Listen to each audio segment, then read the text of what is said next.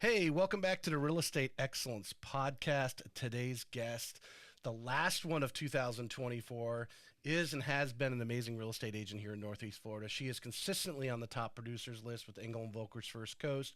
With over 20 years experience, we look forward to this amazing insight, advice, and hot tips for the agents listening.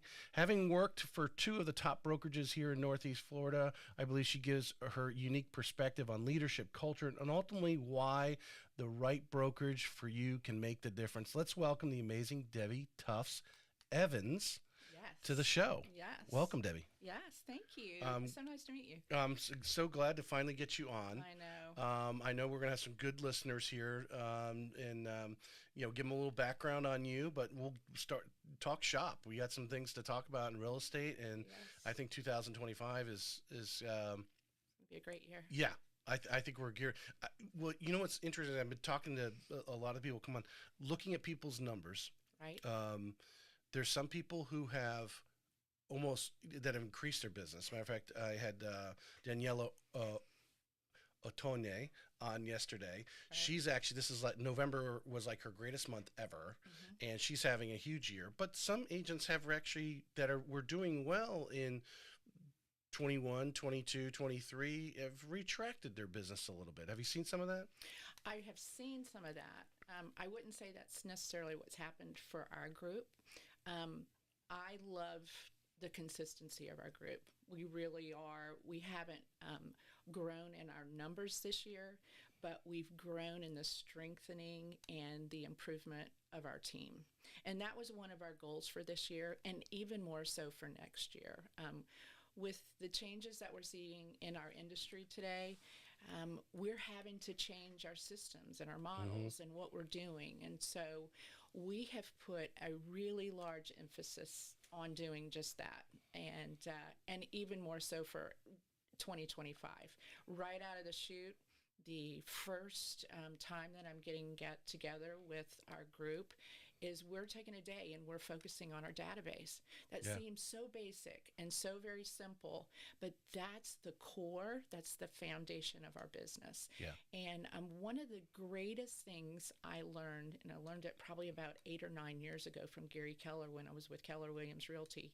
I had coaching with Gary and some other great leaders, and he shared with me that our database really shouldn't be more than about 50 to 100 people.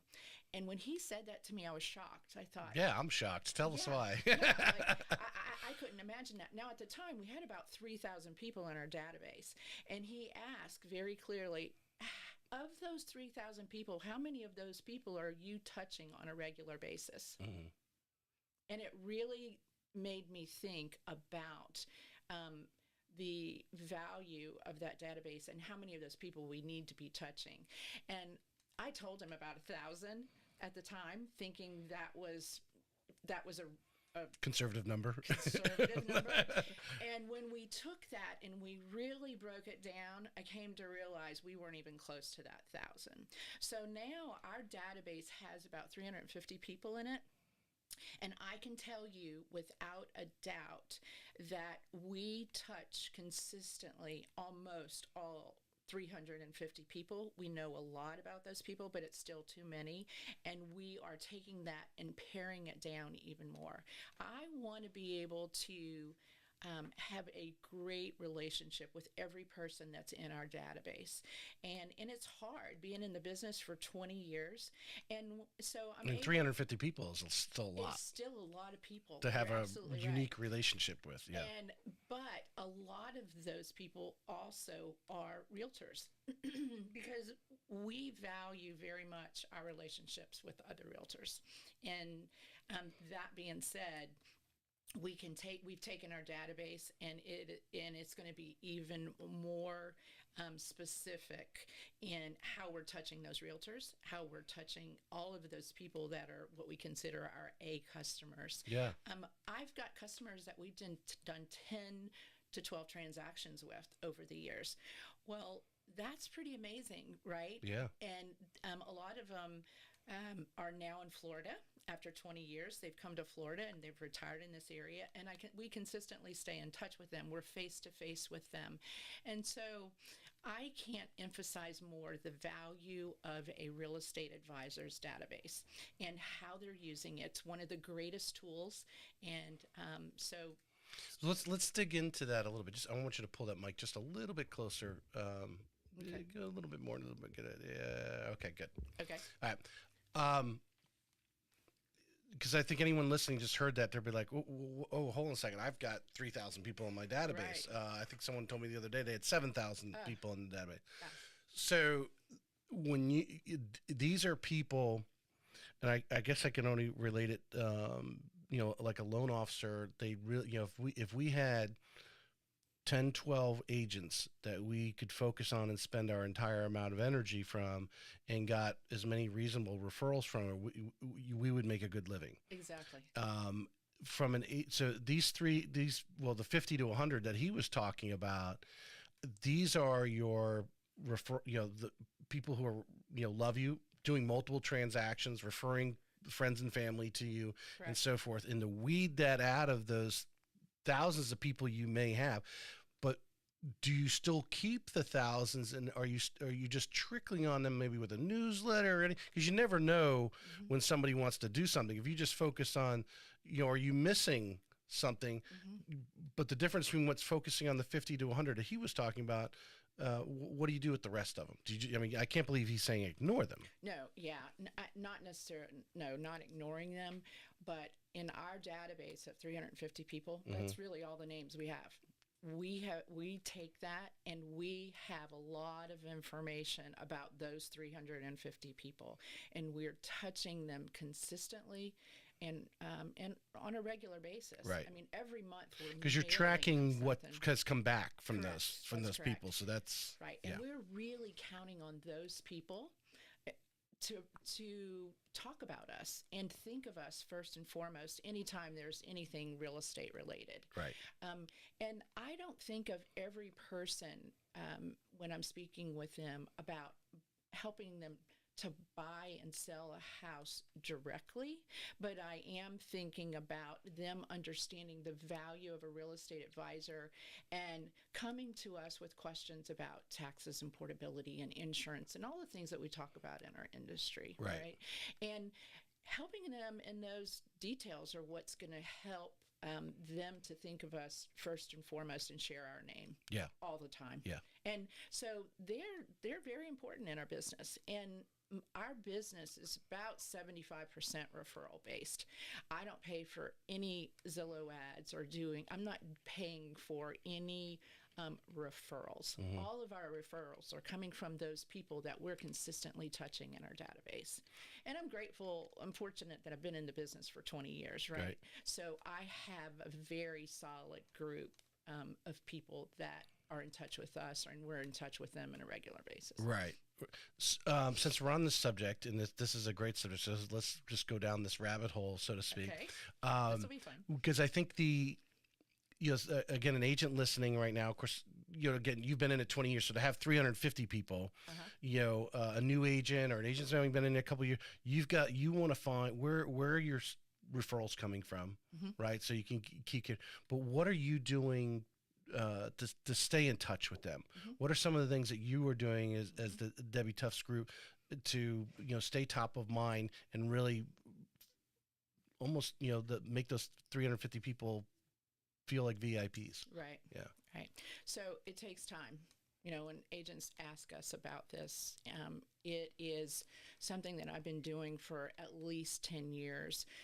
Before COVID, we did pop buys. We would drive by, right, deliver things to different vendors, different customers to their businesses.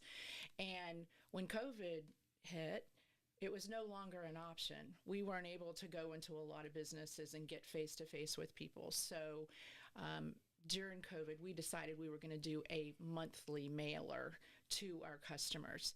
And it is now something where our customers are asking us about our mailers. They're talking to us. I didn't get your mailer yet. Is it coming? Exactly. And what That's I great. love is, which has already happened this week, they will send us pictures. And so we have taken that monthly mailer and used it for our customers to engage with us on social media. You know, every single month has a theme. And we get together in October. We've already done it for 2025. We already know what we're doing every month in 2025. And we plan out the year. And it's really gotten to be a lot of fun because we look for crazy holidays. If you go on the web, you can find a holiday for every single day of the year, right? And so we go through every month and we look for something really fun, and we take that and then we find what is our mailer going to be. So that interesting holiday is in our newsletter, which we touch with every single month. And it's not a newsletter that we pay for that's very generic. It is a newsletter that spotlights a small business in the community.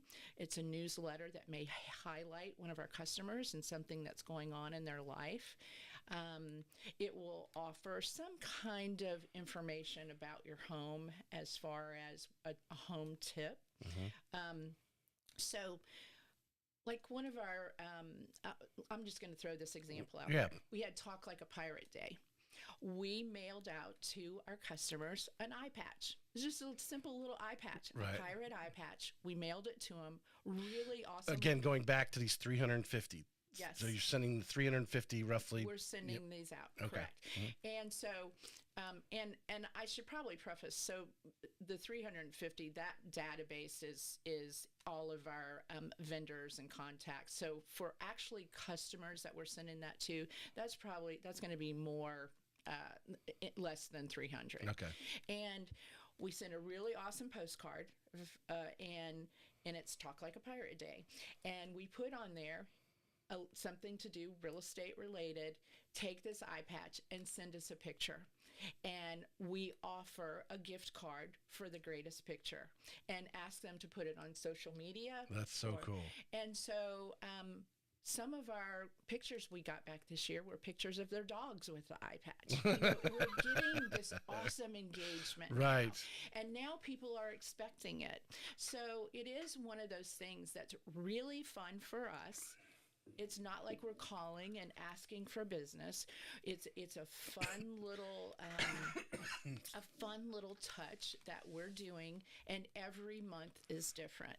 And so it's being creative. It's brilliant, actually. We want to set ourselves apart. I was jotting down some notes because I actually want to go back to my marketing team. Because the one thing I think in any business that's using a CRM. Correct. One, they're not fully utilizing it, Right. if they're utilizing it all. Because it has so many things it can be doing, that people get overwhelmed. Right. You know, they go to a training and it's like, oh, here's 1,000 things that your CRM can do, and they're like, oh, okay, what's the first thing I should do? Right. Where do I start? Yeah, exactly, and they just don't go anywhere. Paralyzed. And I was just thinking of Emily Engel, because she was talking about the newsletter that she puts out. But that is one, because you're getting some data back. How many people actually read it, right? And really, the point you send it out is hopefully they open it, but at least they see it. It's coming from you. It's still Debbie the Realtor. Oh, Right. that's just clicking. How far they went, but the fact that they're reading it and actually reacting to it and putting something up on social media is wonderful. Yeah, it's huge. That's and what we they're want. tagging you, and everything's going. Yeah, And we want that engagement. Yeah. That is very important. And listen, I can't take credit for that. I have surrounded myself with people that are really great at that and are watching all of this behind the scenes for me, because that's not my jam as far as having a really good understanding of it. I'm much more the one who is calling people all the time and sending personal notes, and because that's how I started. Yeah. 20 years ago, that's what we did. That was really the only way for us to keep in touch with people. And so I love doing that. And I don't mind at all picking up the phone to talk to people. And then I have the opportunity with the talk like the pirate card and Yeah. asking them about it or talking to them about it and sending us pictures. And so it's great. It's a lot of fun. Yeah. We enjoy doing it. And, I have a great marketing person who's looking at the open rate, the capture rate, and we're constantly wanting to improve that. And so I can't take the credit. I surround myself with some amazing people that are looking at that for us. And those things are, so an agent looking and say, hey, many of you, I would imagine probably don't even have a newsletter, even email wise, Right. but you're actually mailing this out. The newsletter is going out on an email. It's going out on email. Okay. An email, and she's watching that. She's looking to see how many get opened, how many with the links. She looks at all of that for us. Right. And I love to go and meet with the small business owners and have conversations with them and to get exposure for their business in our newsletters and offering coupons. And it's all the things that we hear people are doing, but you really have to track it. And I've been doing this now for so long. We are going deeper, and people are looking at it. I explain to people, you can't do this 1, 2, 3, or 4 months. You have to really engage, yes, and embrace the project and do it for a while before you are going to get a response and for it to be working the way we want something. I would like guess that if your team is tracking the who's opening it, correct, and so forth, that they're seeing. How often are you sending it out? Once a month? monthly. Is it monthly? So when someone's not opening it, reaching out to them in a different way. Exactly. Yeah, yes. It's saying, okay, hold on a second. Here's one of my offspring here, one of my referral sources that's not reacting and giving feedback by Correct. at least opening the email, right? Do I call them? Correct. Do I send them a personal note? We're calling. Yeah. We're calling people. We call people a lot and talk Right. to our customers and clients a lot. Mhm. Now, the monthly pop by mail out, which is kind of what I call it, because it is our pop by. It's coming through the mail though, right? Those we do mail, and we are going to have a conversation about that in the next month because postage has gotten so incredibly high. Yeah. But at the same time, we still need to differentiate ourselves somehow, right? So when you're looking at the budget, do you decide, am I going to continue to spend this money on postage, or am I going to try to figure out something else? If the customers aren't engaging on what we're mailing to them, do you continue to do it? Our customers, we do feel like are engaging, but it is very expensive. It is, when you think about sending something 12 months out of the year, 1 month we do a virtual card, e-card kind of thing. But, and we're also engaging our customers to give back. We did something for Christmas. We sponsored a family for Christmas this year. And it was a way to talk to our customers and ask if they would like to participate. And then there's another thank you. And then... Well, there's an engagement. They read it. Yep. And they engaged, and by them chipping in to the cause, they're engaged in it. Absolutely. That's brilliant. Yeah. I think you're constantly looking for ways to get some sort of feedback, and the feedback in this case was a donation. Correct. To join in with you on the cause. Right. Just shows that they're engaged and they're reading your material. Right. So, that actually is. I've never heard anyone. That's I don't. Maybe. Well, I would say you're probably one of the few that actually is doing something that detailed. Not necessarily the only one, but the only person I've ever had on it. Because you could send it out every month, and you could put stuff on auto like a newsletter or whatever, and however creative you want to be with it, it can. If you want to double down on its responsiveness, its impact, you got to be tracking it. And like I said, if someone didn't open the email 2 months in a row, hey, I probably need to do something like give them a call. To look at that. Yeah, we need to look at it and see what we can do to be better. Keep them on the team. Right, and that data is constantly helping us to improve our business and to be better at what we're doing, to be first and foremost to that small group that we have. And I think it's fun. I love this business. I love what we're doing. And I think that our customers know that about us, right? They know that as well. Yeah. All right. So we kind of jumped into from the middle. We're going to go back to the beginning. Okay. You grew up in New Orleans. I did. Yeah. I did. Tell us what it was like growing up there, and what was young Debbie visualizing herself as a career? Because I imagine it wasn't originally real estate. Well, interestingly enough, my mom was a realtor. Okay. And real estate in the 1970s was even different than real estate in the early 2000s when I got into the business. That's when you had to go to the office, get the key. You had a book with papers, right? And I actually... Houses didn't sell overnight because as soon as you put them on the MLS, everybody in the world saw it. Exactly. That's exactly right. But growing up in New Orleans was... at the time, I thought was really fun. It was a great city, and I love Cajun food. I love cooking. I love the water. Love the ocean. So all of the things I remember about growing up in New Orleans are all the things that I love today about being in Florida, right? And I graduated from an all-girls school, public school. And so it was one of the few areas in the nation that had publicly segregated by sex. Most of the schools that you find that are segregated, they're private schools, right? Yeah. So I grew up in a school with all girls, and even at that age, I was very involved in the leadership, in student council and all of the things that I think of are who I am today. I just love being a mentor for new agents. I love being able to help grow up agents and to share what we're doing with other teams to help them get started. And so I moved around a lot. My dad worked for Shell Oil. We moved a lot as a family. And then when I got married, we moved quite a few times in my marriage. So moving for me was always exciting. I always loved going to different parts of the country and learning about culture and different ways that people do things. Just the way we do things, Yeah. right? And so I think all of that moving was just a natural transition into the real estate business when I got into it in 2003.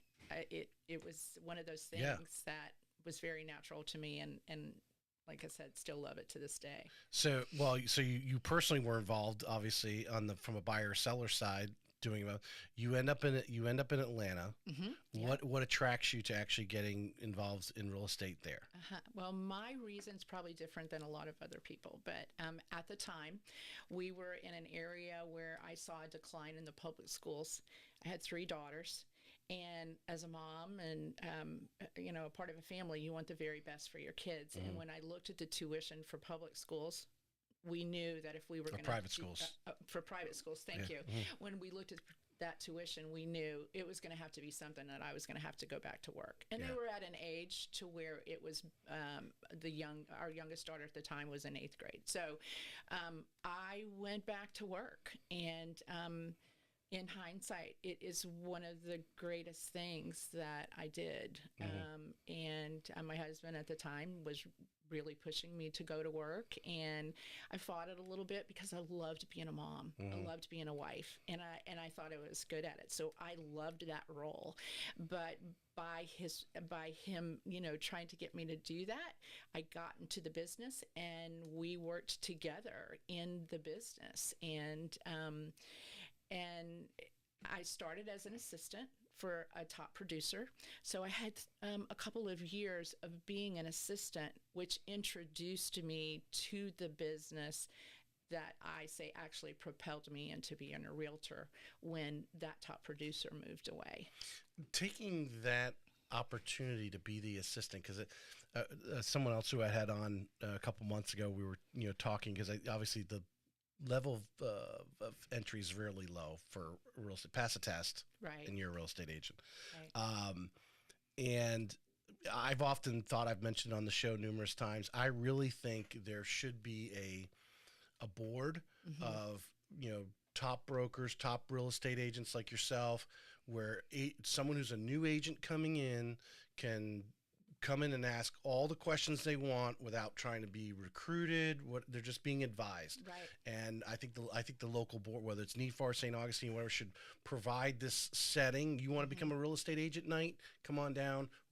They're just there to answer your questions, not recruit you. Anything else, because so many agents come in and they're diving into the business. Some of them, a lot of them, obviously today, feet first, to completely go all in, and they don't have that mentor, or they're not an assistant or an apprentice of a top producer where they're actually following them around.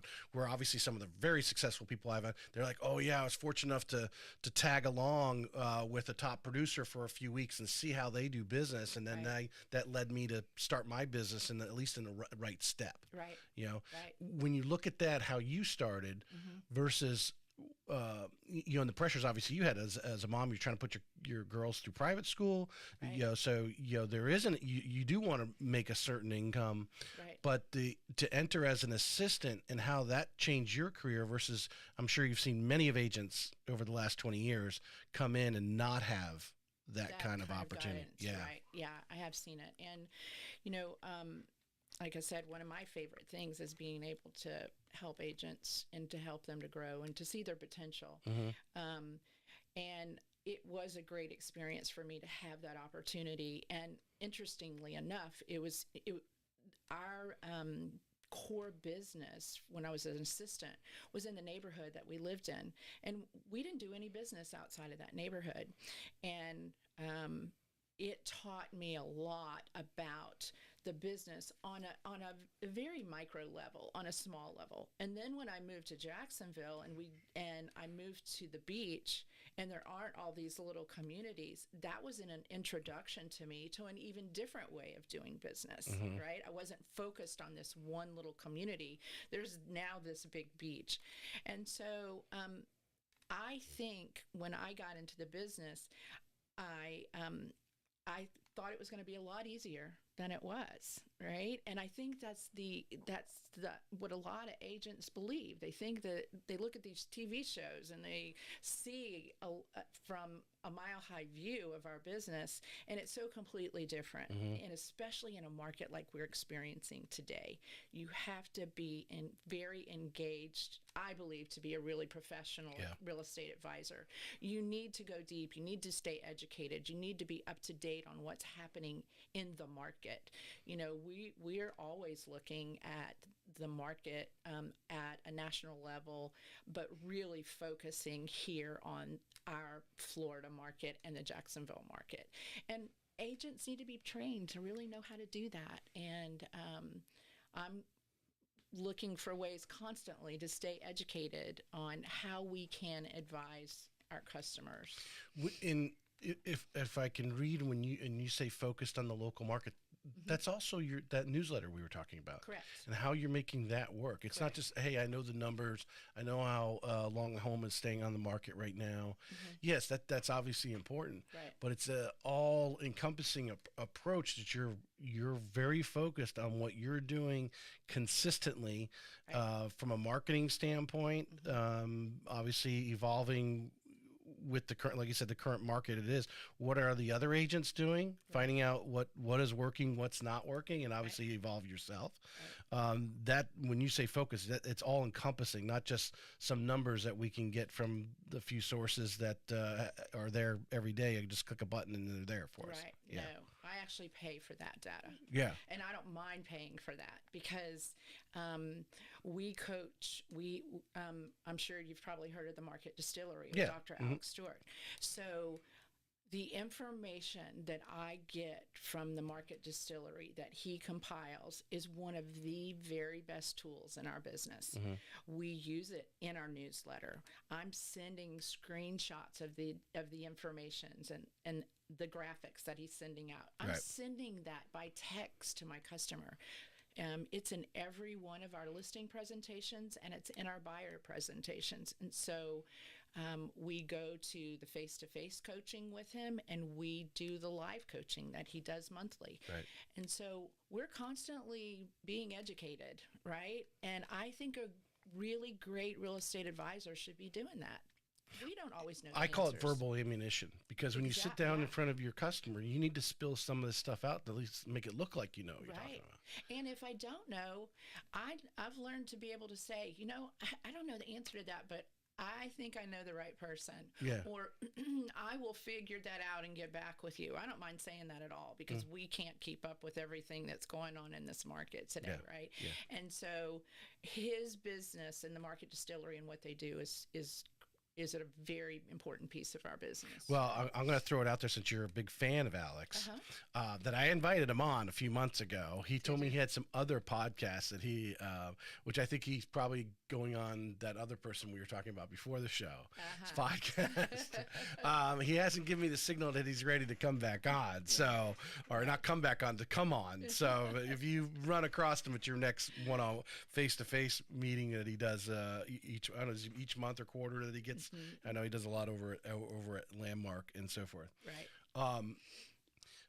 So you're an assistant for 2 years. Correct. We're still in Atlanta, because you were there roughly about 6 years, if I looked on your LinkedIn correctly. I have 2003 to about 2009. Is that? Well, actually, I was there longer than that, but I'd only been in the business in Atlanta for about 6 years. And so when do you cut the umbilical cord of being the assistant to being Debbie, the real estate agent? Right. Yeah. It was amazing. It was the most incredible ride. It was what rose to that point of actually. What happened? Yeah. So the agent moved. Right. Okay. All right. And I helped her to build a business, and I was to the point where I don't want to let this go. Yeah. Right. And so I stepped in as the realtor for that business. It became Debbie Tufts, the realtor. Right. I was with a really small boutique. Well, it wasn't small. It was a boutique brokerage in Atlanta, Harry Norman Realtors. I say their claim to fame, which it isn't, but I think it's really sweet, was in the movie Driving Miss Daisy. In the front yard of Miss Daisy's house, the for sale sign was Harry Norman Realtors. So I became a realtor for Harry Norman Realtors. I was with them for just a little over a year. I had the honor of being the Rookie of the Year the first year I was in business with them. And then transitioned into Keller Williams Realty. And my husband at the time joined. We had a team at Keller Williams Realty. We worked together, and we were there from 2005 until I came here, which was in 2010.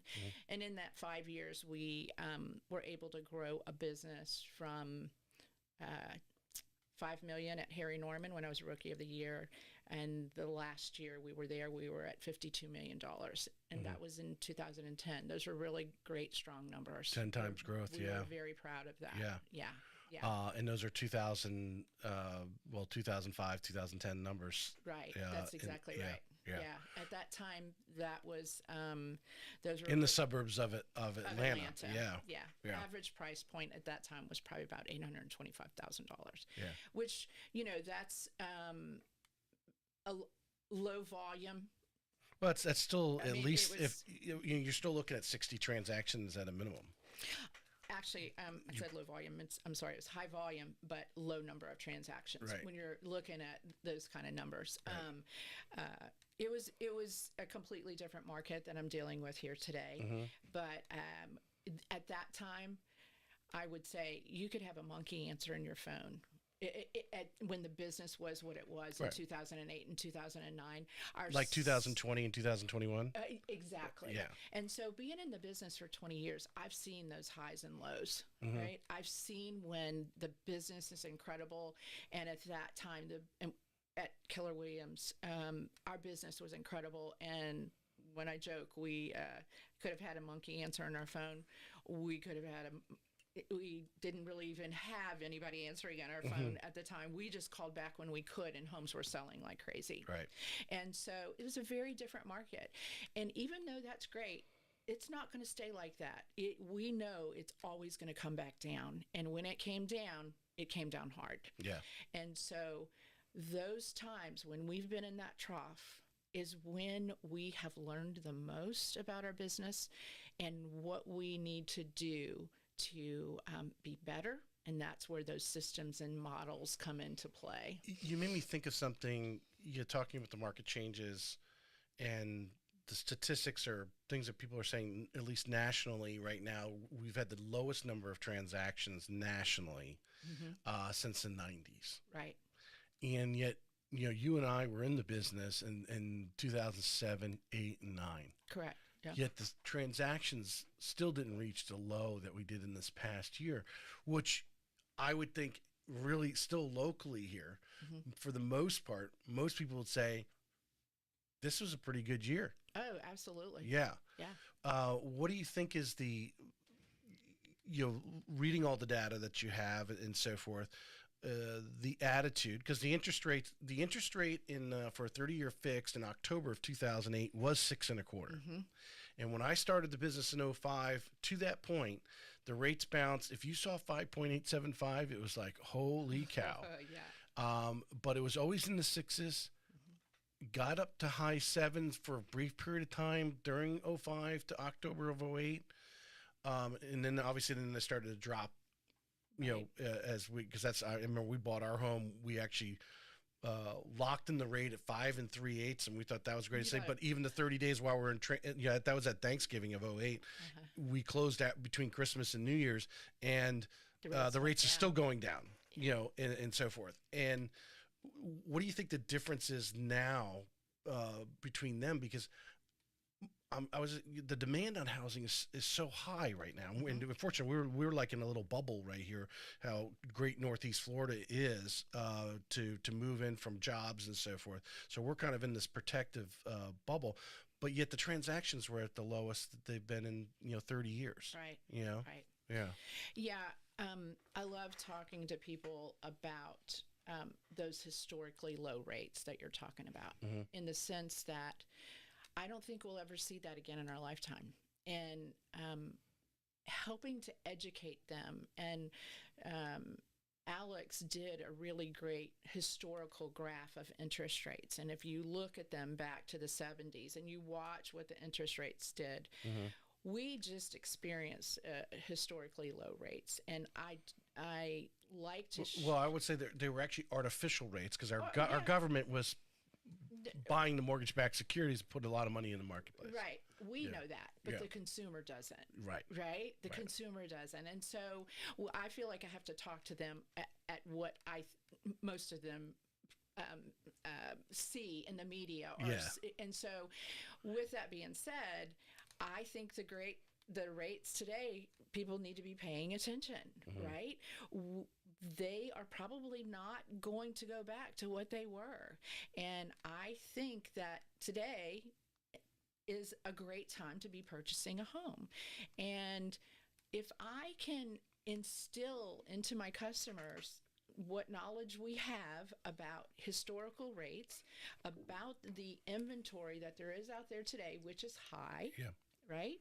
And to get them to understand that purchasing a home is different every day. And so we take our time. Well, let's find the right house, but don't drag your feet, because the market we have today may not be as good as it is in a month from now or 2 months from now. We just don't know. So I always want to believe that today, this day right now, is a really great day to be purchasing a home and not thinking about what may come. Right. And that goes back to the data piece of it. That goes back to really helping to educate our customers. Well, the statistics are, if you could find a few months or a year in our history of recording this information where if you bought a home at that time was bad, you can't find, if you can find a year That was, oh, you bought the house in the wrong year, you lost value. Those people who bought homes in 2006 at their peak, right before it tipped over. If if it was an investment property, or you're still living in that house, you're on top of it What a now. great investment. Yeah, and it's probably close to being paid off. Exactly. Type of thing. I think people need to be when you're talking about the statistics there, they just need to be a little bit wiser because obviously it's, the expense of the property values, they're high because of the demand. Right. It's a simple equation there. Obviously, you bring in higher interest rates. We're now talking, it's so hard when you're for years, talking about a $2,000 payment. Now you're talking $3,000 plus when you taxes, insurance, and everything in there, all those things. But they need to be a little bit wiser, maybe drive their car a little bit longer, maybe go a few years where the car's paid off versus going and buying a new car every 3 to 4 years. That type of thing. And they're forcing them to be a little wiser financially. And whose role do you think that is to help them to be wiser? Well, ultimately it's theirs, but we can help them out. We can help them out. Yeah. And I love that. I think that's why we're called advisors. Yeah. Right? That's our role. That's what we get compensated to do, not just to open doors for people and to walk them through the homes. And we talk about it constantly. Yeah. And if that's what's going to differentiate us in our business today, I'm all about that. And that is what I want agents in our business today to learn and to be able to offer. That's what I love about our brokerage. We are constantly talking about being educated and having conversations with our customers about what you and I are talking about. Good transition to talk about brokerages. Sure. Like I said, you've worked for two of the most respected brokerages in Northeast Florida. Agree. Yes. Corey has a different mindset. I like when I have had any of his other agents on. He wants people producing. He's not the newbie is not signing up at Engel and Volkers, which I think adds to a higher level of conversation. When you do have conversations and meetings, you're talking about higher level real estate. Yeah. But in your opinion, in 20 years, to kind of kick us off and lead into this, how important and some agents can survive anywhere. We know that they already know they're business savvy. They grasp on, they understand real estate, and they don't need a lot of help. Right. But I think a majority of the ones, there's a lot in the middle that they need a little kick in the butt every once in a while from their broker or mentor at the brokerage they're at. The culture, the camaraderie, the collaboration of some other people that they can talk shop with, water cooler talk, that kind of thing, to survive as humans in the business that we're in. Yes.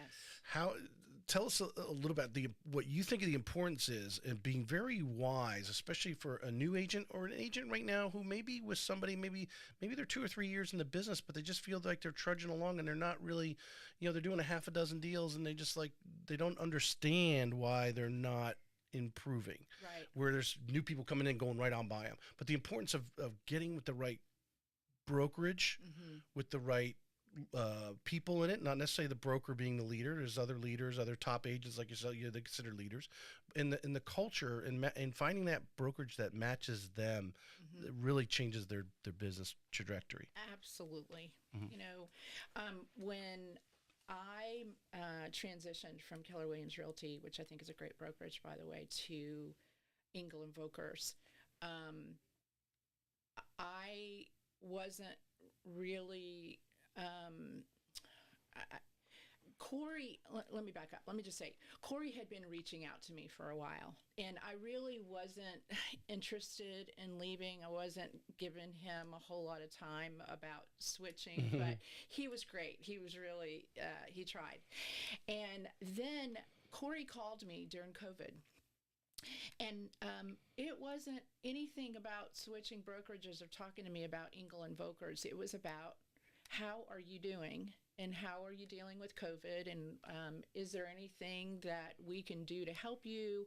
I had gotten to know him as a friend. We had done a transaction together at Keller Williams. We knew each other. And so his heart for people is much bigger than people realize until they get to know Corey Hastings. And so I said, well, how are you doing? You know, and so we just started talking, and he said, well, if you'd like to come in, I'd love to talk to you, just to have a conversation. And this was another, during these phone calls during COVID. Right. And I started paying attention because he cared. Yeah. He really cared. And so I did. I went in and talked to him, and that's all it took, was sitting down and him putting in front of me what Engel and Volker offers to their advisors in a way that made a really big difference, and he got my attention. And so Engel and Volkers is a unique brokerage in how much they do for their advisors. Are our fees a little higher? Absolutely. I hear that all the time. But there is so much that they do for us and that they offer to us on a global level, right? We are a brokerage that was started in Europe. They do things a little differently, and I like different. I've always been that way. And I think that our presentations and the offerings and the statement that Engel and Volker makes is pretty cool, right? It's a beautiful distinction. And everything that comes out that Engel and Volkers produces is top notch. And there's a lot of thought that's gone into it.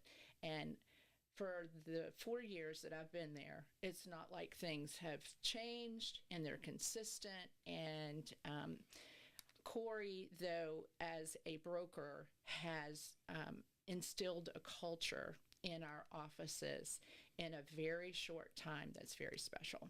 We had what he calls a coffee and collaboration that he has started. We had that this week.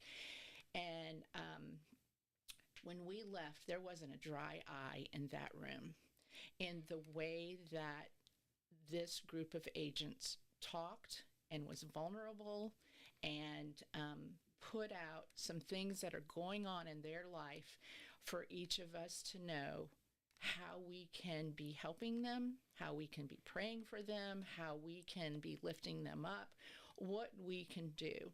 And that man, I don't care when you call him, he answers his phone. And every agent talks about that all the time. We don't know how he does it. He is always there to help. And the admin team that they've put together for us to be our just our backup and our daily welcome is an amazing group of women that is very engaging and knows a lot about each of our businesses. So we are, for the most part, when you look at the agents that are a part of Engel and Volker, are all top-notch experienced agents. And we don't require a lot, but at the same time, they're constantly wanting to help, which I think is a pretty cool thing for those agents that you said need a kick in the butt. I think we all need a kick in the butt every now and then, right? It only helps us. The market does that to us. Corey does that to us. But that man has high expectations. And I love that his expectations for us are high, because it only makes us all better. And when you look at the results of our brokerage in such a very short time, the results speak for themselves. Yeah. Right? Yeah. I could talk about it all day long, but the results speak for themselves. Right. And I know you've had a lot of Engel and Volker agents, advisors that you've spoken with, and they probably all say the same thing about him. Yeah. Yeah. There's some magic that he's putting out there. Yeah. Like I said, I've never heard anyone say anything negative. Yeah. You're telling me everything you have already heard a numerous amount of times. Yeah. We know his mom. His mom comes around, and that doesn't shock me, actually. Yeah, he's very. He has a great family, and he loves talking about his family. He loves talking about all of our families. Yeah, it's just who he is, and so yeah, I'm very proud of him, and I'm very proud of our brokerage. And that gives you, sometimes that motivation when you're having an off month, or as you go hey, I haven't got a call. No one's called me to ask to list their house or they want to buy in a week. What's going on, right? And so we find ways, you know, where we do have, if you Highs want, and a lows. little be a high and low, a little depression. And when you have a brokerage like that, and you go in and have a this coffee meeting that you just Mm-hmm. talked about, and Mm-hmm. you come out with a little, pep in your step Right. sort of thing. You need that. Of Yeah. course, that goes back. When I had him on the show, obviously talking, uh, his football, locker room, Yeah. athletic, Yeah. thing, and he'd probably make a great coach because he finds the right way, because you're spinning plates all the time. Yes. How do you keep the plates spinning, right? Yes. I need to come in and give a Yes. little motivational talk to put an extra spin on that plate to keep Yes. it going. Then I can go over here. And he Yeah. sees things in people that they don't see in themselves. Yeah. Right. He is a team player. He's the broker. He is a team player, and he is always um, challenging us, right? And I love that about him. Yeah. He's very involved with the agents of our brokerage, Right. which is a plus. It's different. So, your experience at Keller, your experience at Engel and Volkers, Mm-hmm. um, just advice straight up. Someone, young man, woman came to you today and Mm-hmm. said, "Hey, I'm thinking about getting into real estate," which I'm sure you've had asked a million times in your career. Right. Um, what advice do you give them? What do they need to do besides passing the test, obviously, and studying for the test? But before they make that choice of where they're going to go hang their sign with first, what do you think they should be doing? I think they should be talking to other advisors and asking them about the business, Mhm. right? Ask them the pros and the cons, and hey, can I shadow you? And one of my dearest friends is Kristen Malin, who is a very top producer in the city. Kristen, in 2009, I'm sorry, she came to Atlanta for 4 days and shadowed me in Atlanta, and rode around in the car with me, looked at our systems, looked at what we were doing, and it was so much fun to spend that time with her. And she took that and brought it back here to Ponte Vedra, and look at her today, Mhm. and just also the amazing contacts she has. I'm not saying it was because of that, but it was, Right. she took the time to 4 days to go to another city to meet with an agent. Right. That tells you something about her discipline and her desire Well, to be better. the understanding that you're starting your business. You're hanging up on a brokerage, but you're Right. 1099, man. Yeah. It's all on you. You got to get out of bed every morning. So if you're going to go and whether buy a franchise or start a business, Yeah.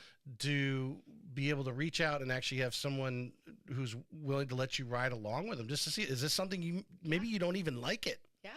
You might decide you don't like it. Yeah. And because there's a lot more in our day than what's in that book, the real estate book, or on that real estate test. I don't Or what know- you see on TV. or what you see on TV. Thank you so much. Yeah. I say all the time, every transaction is different. You got a different lender, a different title company, a different buyer, a different seller, different agents, different house. How could they possibly be the same? Right. So every transaction is different. How do you, because I'm sure you've told stories over the years, but to explain to them that sometimes you have to be a counselor, Oh, we sometimes a are. marriage counselor, Yes, and and you get calls at 8, 9 o'clock at night, Yes. to peel people off the wall. Yes, it is. I would say my 20 years of business, if it's given me anything, it's given me some wisdom, because I've seen a lot over the years. And so spending that time with agents, I can't even introduce them to all that I've experienced Right. in the 20 Impossible. years. But Yeah. I am blessed with an amazing woman in my business who has been a part of my business since 2010. She's a young woman that was moving to Jacksonville, and I helped her to buy her first home. Her husband was in the Navy. He wasn't even here. And I helped her to purchase a home that he had not even seen. They just got married. And we looked at a lot of houses together. And I called her about a month after I helped her to buy a home and asked her if she would like to come and work with me. She already had her license, but she didn't want to be an agent. She wanted to be in the business, so she just didn't want to be an agent. So she was an assistant for me for several years. She got pregnant, and having little ones, it would be really hard to be an agent. So we had a great relationship with her being an agent on my team. Then her husband got relocated to Virginia. And when she left, I still wanted her to handle our transactions because she was so amazing at it. And so that led to us opening a transaction company together. And so she became a transaction coordinator. And she ran that business for us for 3 years. That 3 years, she did over 2,000 transactions. And so her exposure to the real estate business as an assistant, as a transaction coordinator, she knows more than a lot of agents I work with today. It was 2,000 transactions? So I have questions a lot of time that I ask her about, right? Because she's seen so much more than most people have seen. And so she is such a gift, and we have been together since 2010. She has since moved back. She is on a really important part of the W Tufts group, and she mainly works with our buyers. She does a few listings, but she mainly works with our buyers. And I think a team is very important when you get to a certain level to really service our customers the way I want them to be serviced. I had to have other people to help me. I like to think of our business as a concierge business. And so Tiffany has stepped in, have someone like we've talked about that helps with the marketing. And I also have another young woman that helps coach us. She's a great lady. How much do you use what's provided for at Engel and Volkers? Because I think you guys have some marketing people there. Yes. Corey's got some transaction people there. Yes. Are you using theirs, or are you branched off to keep it within your group? We keep it right now within our group. We're going to look at that going into the new year. We have. Do you balance that with basically the number of transactions that you're able to keep in your group? Because obviously, a transaction coordinator can only handle so many transactions a month or at a time. Correct. So if you've got enough, obviously you could have your own. But as business might contract, you might spill over and just use the in-house. Well, actually, right now I have someone else who was a part of our transaction business that Tiffany and I owned that's doing our transactions for us. So I say in-house, but it's someone that branched off of Beacon transaction coordinators. But yes, we have an amazing transaction coordinator as a part of Engel and Volkers. And then our marketing team, they do a lot for us as well. And we want to look into other Engel and Volker offerings because they now are also offering more and more for the advisors. Right. And so everything they do is top notch, right? And so yes, we're looking into that coming into the new. So let's talk, because this is one thing I mentioned before the show. We talked about the brokerages. The other thing is because I know you're seeing some of these agents at Engel and Volkers that are still, they come over, they're producing, right? But and hopefully their business has been growing at steadily, or just because Engel and Volkers is Corey's helping them move their business. But now they're reaching that lid. They're solo agent and so forth. What is some of the things that you would advise that solo agents that's kind of maxing themselves out? Right. They're doing their own marketing. They don't not using a transaction coordinator. What should they be doing? Who should they be reaching out to, or what would you recommend if they reached out to you that may be the first step for them to start leveraging other people? Yeah, and I would say that about not only just solo agents, but also teams. What happens is we get going and things are going smoothly. And then as there's that change in the market and things start to maybe back off a little bit, you notice that. And that's where I say we become better. There's that ceiling, right? We just keep hitting our head on that ceiling. Yeah. It's like, up, down, up, down, up. So you got to break through that ceiling, and you need help to do it. Right? As long as I was in the business, when I came down to Jacksonville, because I had produced at such a high level, in my own little world, I was thinking, well, I should be able to do this. What's wrong with me? I've done this much volume and I've been in the business for a long time. I should be able to do it on my own. And I came to realize I couldn't. Right. And so sometimes our setbacks are the best breakthroughs that we can possibly have. So it goes back to what we just talked about. Talk with some agents. Talk with those agents that are producing at a higher level than where you want to be. Right. Yeah. And sit down and meet with them and talk to them about what they're doing. And I can guarantee you there's going to be some nuggets that are going to be a takeaway. And that even happened for me by coming to work with Engel and Volkers. You don't know what you don't know, and you're exposed to all kinds of new opportunities and new ways of doing business. And not that what I was doing was wrong, it was just I became better, right? And so I even believe that in our lives. Right? Yeah. There's things that we can grow from. There's other individuals that want to help us, want to help bring us along.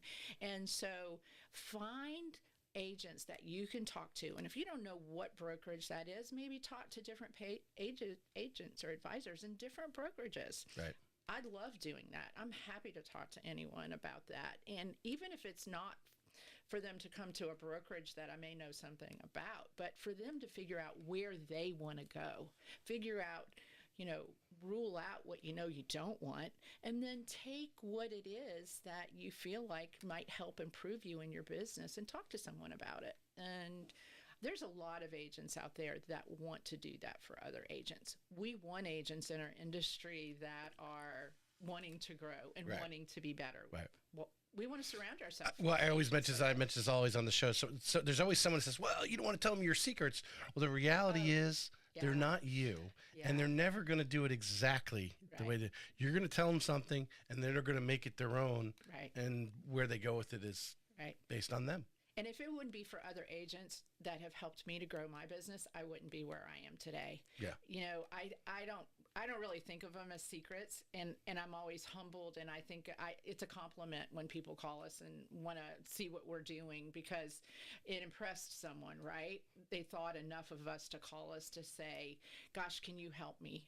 They're not going to be calling someone if they don't think they're doing something well. Right. And so I think that most experienced agents want to help grow up and bring other agents along. Well, I think you realize after doing enough transactions with agents on the other end who aren't up to snuff, and you're like, I need to help some other agents, so my transactions can hopefully be a little smoother because they're better on the other side, and I'm not running the whole show. I want to do business with great agents. Yeah, and exactly. If we don't work together to try to help grow up agents to be better. Yeah, you've got to raise the bar. You have to raise the bar of the industry. We constantly need to be raising the bar. I want our industry and for real estate advisors to be respected. I want to have a good reputation. I want to be more than to be thought of as somebody that opens doors and sends you pictures of pretty houses. There's so much more to what we do than that. Yeah. So I talked about the book I want to write, and I already wrote the preface already. So, and then the talk I wanted, but the bottom underlining theme is grit. Yeah. And we talked about Angela Duckworth before the show, who wrote the book, but the LLC, your love, your laughter, and then obviously what you're doing consistently in your business today. So tell us a little bit, what is it that you love about real estate? Oh, wow. That's a big one. Yeah. I love, first off, I love being around people. I love the team that have been able to bring together because it's an incredible group of women, and we're each a spoke on this wheel that brings something different to the table. We all complement each other, and I couldn't do what I do without them. So that's at the Debbie Tufts group level. But on a bigger level, everybody needs a home, right? And it's figuring out, what does that home look like for you? Is it a rental? Is it something that you want to purchase? Is it, there's so many different facets to our business. I want nothing more than for people to understand that our homes, what an asset they can be.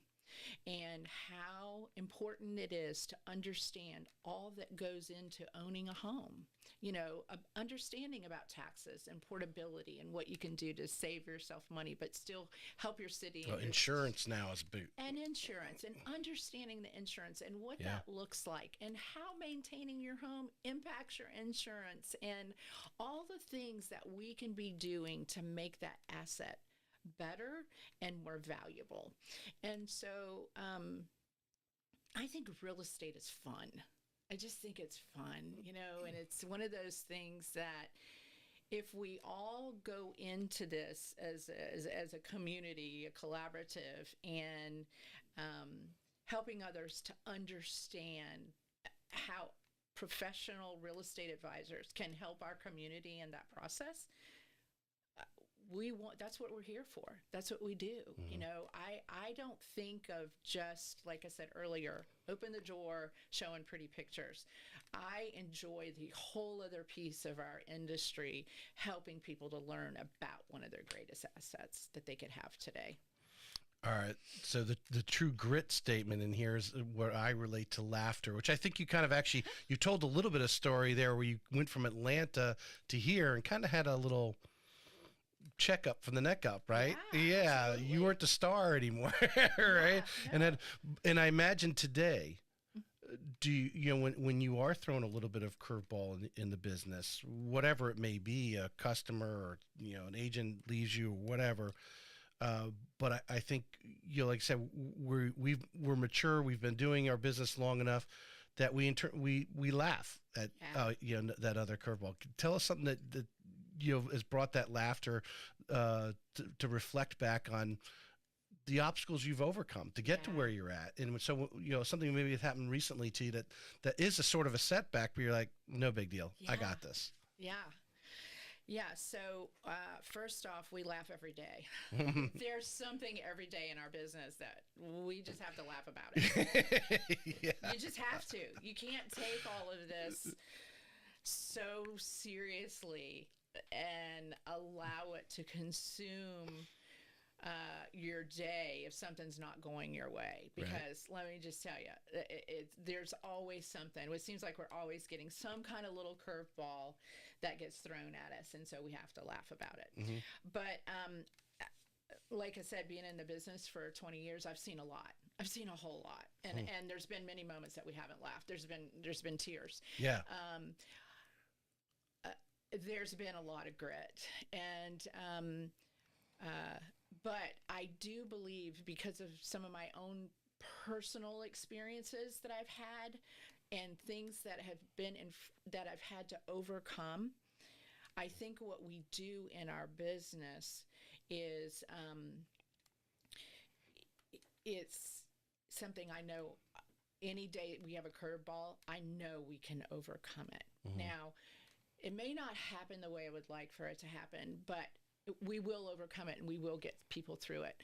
There's a lot of grit involved when we're dealing with customers daily that they might be moving because they're going through a difficult situation. Mm-hmm. They might be moving across the country to a new place where they have no idea what they're getting themselves into. A lot of stress in that. Lots of stress. They may be dealing with a foreclosure, or I've dealt with a lot of that over the years, and so I've had to really get down on my knees a lot for a lot of customers, and to be able to talk them off the edge and to let them know this is just a house, and I know this very day is very stressful, but we want to help them to get through it.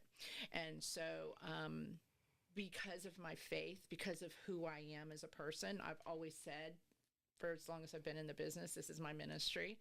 I think people are put into the path of my business constantly that need to have somebody that's got that grit.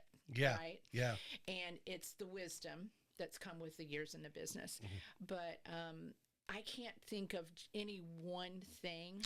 Well, I'm thinking, like, there's that book, The Frog, right? You make that that you do that thing. Where's the boiling point? Yeah, what you make that call, or you do whatever it is that you really don't, you hate to do it first thing in the morning, right? Yeah. So get it out of the way, so you, at least your rest of your day can be somewhat enjoyable. Don't Right. keep pushing it along. I would imagine that these consultations that you have done over the years, Yeah. getting people off the edge, pulling them off the ceiling, Yeah. talking them through that it's good, this is a good deal, you're getting a great hat, whatever it is. So you're having this positive conversation to get them back on the tracks to closing the deal, to now have just become, you laugh when you have to make that phone call, or maybe one of your teammates, your agents that you support, come in and say, oh, I got this really difficult one, can you help me through that? Right. And you literally laugh and say, yeah, no problem, I got this. Yeah. And we talk through it. Yeah. Yeah. I mean, I've got a really big one today. That we're working on with a customer who's already moved out of their house. Their truck is already gone, and we've got a big problem, and it's really tough. I do take it somewhat personally, right? Yeah. Even though when I look back over it, I don't know of a thing we could have done differently. I feel like I did all of the things that I know to do. Unfortunately, sometimes we're at the mercy of others. Yep. And so when I've got a family who's on a moving truck, who's already moved, and all their stuff is in a truck that's about to go into storage at $1,500 a day, they're in a hotel, and we might have to make a really tough call to say that this house is going back on the market. Mm-hmm. That's a tough day, man. Yeah. That's happened to me one other time in my 20 years. And so that's always a tough one. I don't care how many times you have to do that. If your heart and soul is in this business, man, you don't like making those kind of phone calls.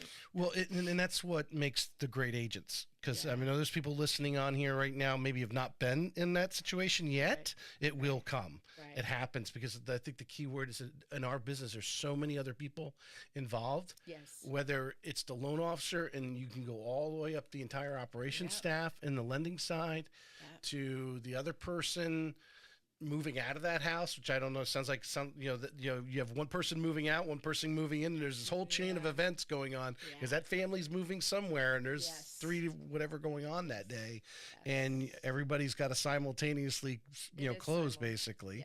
And there is a lot of people, title people, inspectors, and appraisers. I mean, there's so many people involved. Yes.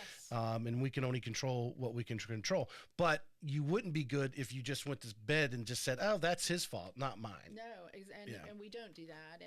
And I think the thing is, here it is Christmas, right? Yep. Christmas comes once a year, and it's a family, and I'm like, this is going to be remembered as the Christmas that they don't want to remember, right? Mm. And hopefully not. Hopefully they might have a great time in a hotel room. Who knows? I'm all about believing we're still going to pull this off. I believe in and believing in that there's a reason and things happen the way they do, but that's what I don't want it to be, right? I don't want it to be that, and so. But we push through. That's just in this business. You're going to have that. You got to push through. You got to persevere, and you have to have all hands on deck. Yep. You just do. Yep. Yeah. Just the you have to rely a lot on other people. There has to be a faith in there. You can't let that burn you. You can stress about it, because that's why you get paid what you get paid. Yeah. So you should stress, because you're human. Yes. But you have to understand, this is the nature of the beast, and you are going to get these curveballs. You are going to get slapped in the face. Yeah. You're going to get set back to where you think, but you got to keep believing, because I think you found out over years, surrounding yourself with quality support people, vendors, whether it's a loan officer, inspector, whatever, transaction coordinators, and surrounding yourself with the best that you can possibly find is the only way to go in it. And yet still things will come off the tracks. Right. Yeah.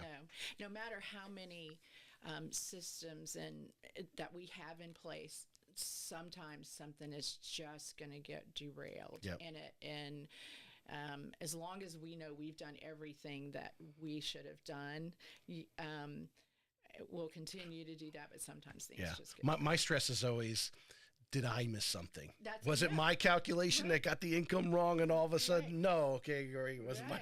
At least I can go to sleep at night knowing it wasn't directly on me. But and that's what makes us who we are. Yeah. That's what makes us the do well in our industry. And so the LLC, we got love, we got laughter, and C being consistency, because I think the only way we can ground ourselves in what we do, and anyone, explaining the word grit, we have to have that foundation at home or in our business, whatever it is that we can always. So what do you do consistently in your business that just, keeps things moving forward? And it's probably, I'm guaranteed it's evolved over 20 years, but right now, this is the way we run things. This is the process. This is the system. What are you doing consistently? It's personal, right? Mm-hmm. It's because, like I said, my business is my ministry. Every single morning, consistently, I pray for my business. Mm-hmm. I pray for the people in my business. I pray for the people I'm going to be exposed to, and we pray over all the contracts. But every morning I say it's a new day, and Corey tells us the sun will rise tomorrow. Mm-hmm. Right? And that's how I look at it, because every one of our days are different, and there's going to be something else that's going to come at us. And my prayer is for the strength and the perseverance and the patience to face what is brought before me today. Mm-hmm. I'm going to finish up with the last couple minutes here. Just some advice from you to the people who might be listening. Okay. Agents that already have an existing business right now. What are some of just one or two things that they need to be doing in this current market? Mm-hmm. Whether it's something maybe you do daily or weekly or monthly. Mm-hmm. Just a couple things that maybe we haven't talked about yet today, but one or two things that they need to be doing in this marketplace. Right. So I'm a big checklist person. I've got checklists of all the things that I want to accomplish on any given day. Well, in your gift bag, there's a nice notebook from the bank in there. You can track all that. Yeah, awesome. I love that. Yeah. So that's what keeps me on track, is having a checklist. Fortunately, for people that I surround myself with, they've implementing 2 new things starting 2025. And one of those is I have been antiquated for quite a while with using an Excel spreadsheet for what I call our database, mm-hmm. right? That's the ticket are all of the names that are in that Excel spreadsheet and in our database. I have fought a CRM for a long time because I didn't think there was a CRM that was what I was looking for to keep in touch with our customers. I thought this Excel spreadsheet is doing everything that we need to do, right. And because that's just old school. It's old school, and I've got amazing young minds around me that have said, "We're going to do it. We're going to do it, and we're getting all these things in place, and they're going to be in place," because when I think about doing it, it seems incredibly overwhelming, and I just haven't wanted to do it. And I've been in places before where these CRMs kept changing and kept having to change, and I'm going to keep it on my Excel spreadsheet, and it's not going to change. So we're implementing a new CRM that is going to be as fluid as that Excel spreadsheet. There's all that information is going to be in there. So that's the big thing for 2020. Do you have someone on the team that's like their focus? Yes. Because yes. I keep saying, I've said it for years. We've both been in this business 20 years. These CRMs do so much. Yes. And you can be trained on it all day long and then not even know what to do the first step. And you just to have that person that says, okay, what do you need to do? Well, I need to send out a newsletter. I want to send an email to this group, every week, whatever it is, because it can do millions of things. Right. And to have that one person that just knows how to do it, and they're focused on making sure all that, because it can be a huge inexpensive marketing thing. Actually, the person obviously doing it is more expensive than because you can have it be doing all this communication for you on a daily basis on auto and so forth. If you have that person who's dedicated and making sure those things are, because I think the word go back to consistency again. your people want to see that Yes. email. Yes. They want to see your newsletter, and when it doesn't come out on the day they expect it to come out, it's great that they're asking. I want them asking. Yeah, about it. that's a Yeah. little checkup, right, to make sure. Yeah. Yeah, but they're expecting that and they're looking for it, and so you want to be giving it to them Yeah. when they're looking for it like that. No, Yeah, for sure. That's what they keep telling me. No, I'm just kidding. No, I do believe in it. It was just the thought of changing it. It seemed so overwhelming to me. And in reality, as I've talked to a lot of people and I've asked them about their CRM, I've been surprised how many people really don't use their CRM. 100%. And because we sometimes, let me speak for myself, I get paralyzed sometimes with really engaging in a project if I'm not doing it properly and I'm not getting it's only as good as the information I put in it, right? So setting aside the amount of time that's needed to really use that product the way it needs, that program the way it needs to be used, or the way it can be used, seemed overwhelming. So I've got amazing women that are working on that for me, and they're going to show me, okay, here it all is. Yeah. And because you're the visionary, you're the leader. You know what you would like to go make happen. They have to be the integrators and actually make it happen. Yes. So that's right out of the chute, January 25. That's what we're doing. And we've also just started using Trello, which I'm also learning, which is because there are now 4 or 5 of us putting information to one another. Sometimes texting can be, I can't look at them all day long, look at what's happening. And so they're training me on Trello, and it's a great program that we can all just talk to each other really well. Is that the one, someone said it's like having Facebook, but internally? Is it something? I wouldn't say Facebook, but internally, but it's all 4 of us. Right. Really. It's just your group that is yes. communicating back and forth. There's like an open communication. Correct. And we can put attachments in there. And instead of me sending a text or somebody sending a text, it's all in there. And now I can look at it. It's just a much better program than doing it by texting. Yeah. I admit it. I am old-fashioned in some of the ways that I've done things, and antiquated, but I'm getting so much better, right? When I say my business is becoming so much better, it's all of these little details that great young minds around me are implementing. Yeah. And they're out there, but it goes back to, surrounding yourself with people who are doing the business, like at Engel and Volkers, and talking and trading some of these new things. I'm sure you've told about this software here, Trill, with others, and others, they're looking at it, but you wouldn't know it unless someone told you about it. Because we get thrown so many, it's like delete. So many flashy things. And then, because the first question is, all right, well, how's this do I have time to sit here and study this of how it's going to affect my business? Correct. This is how I do business. This is something I can input, but now someone's introduced this to you.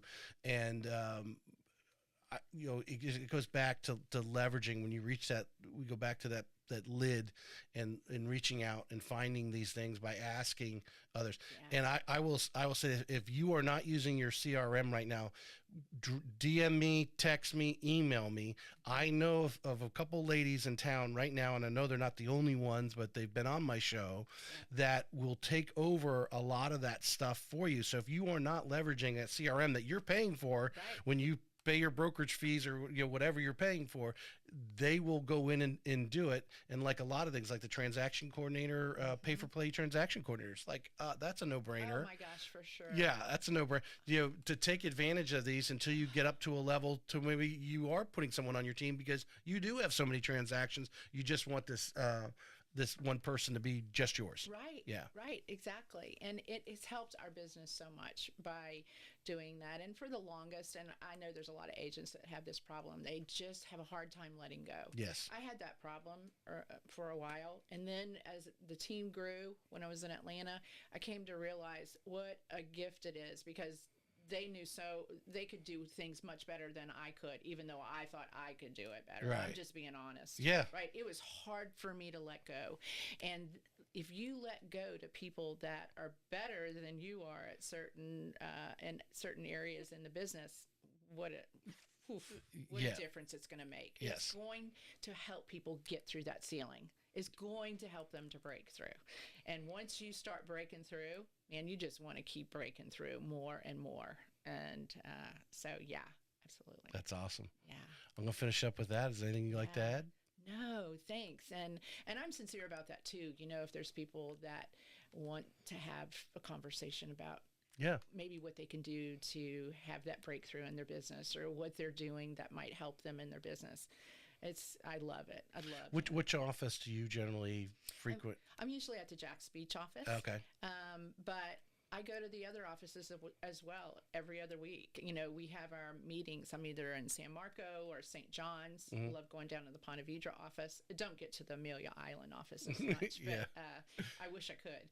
But yeah, we love the offices. It's really a lot of fun to visit the other offices and to meet the other agents. Yeah. You know, and tonight I'm having a event for our customers. I'll throw this out there. You know, there's the Deck the Chairs in Jack's Beach, and we're going to be at Cup of Job giving out hot chocolate. And so anybody'd like to come, love for them to come. I actually have a wall at the Cup of Job. That's the Debbie Tufts Group wall that has a house built on the wall with information for our business. And so we're going to be there tonight. So that's a frequent spot for you.